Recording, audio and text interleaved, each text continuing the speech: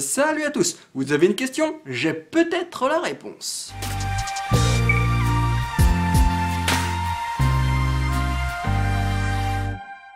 On ne va pas se le cacher, le final de la saison 6 de Game of Thrones était absolument énorme. Mais on va pas se le cacher non plus, les scénaristes se sont complètement foutus de notre gueule. Ah ben oui, parce que pendant des années, on s'est tapé des intrigues aussi lentes que le générique est long, avec des personnages qui n'avançaient pas. Sérieusement, est-ce que quelqu'un sait si Bidule est encore en train de ramer? Déjà, est-ce que quelqu'un se rappelle de Bidule? Tout ça pour finalement voir Arya et Varys défier toutes les lois de la logique en passant d'un point A à un point B en claquant des doigts. Souvenez-vous, alors que la jeune Stark était coincée à Braavos, tandis que l'homme chauve sans testicules était à Meereen en début d'épisode, on les a finalement retrouvés comme par magie à Jumeaux et à Dorne quelques minutes plus tard. Pour info, voici la carte du monde de Game of Thrones et je vous rappelle que l'avion n'existe pas encore et que les vols à dos de dragon sont réservés à la classe supérieure.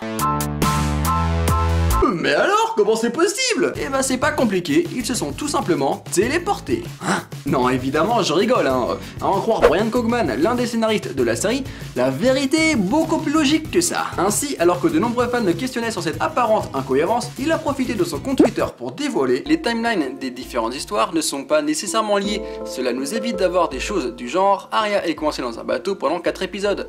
Et dans le cas où vous penseriez que cela m'embêterait, ce n'est pas le cas. J'ai moi-même tenté de tout relier en saison 1 niveau temporalité, et on a rapidement constaté qu'en faisant ça, on pouvait anéantir les twists. Traduction? Eh ben la série ne se déroule pas en temps réel façon 24 heures chrono, et les différents bouts d'histoire que l'on suit peuvent donc subir quelques sauts dans le temps. Une explication un peu trop simpliste. Oui, mais en même temps parle d'une série où Arya se fait poignarder en plein ventre avant de slash William Macassie et tuer sanguinaire, et où un mec qui est menacé par des flèches ne pense même pas à courir en zigzag. Enfin je sais pas, hein, je veux dire c'est la base quoi, tu fais pas ça. Donc je pense que la logique dans Game of Thrones... Sur ce, j'espère que cette petite explication vous aura permis de mieux comprendre cette incohérence, et je vous dis à la prochaine.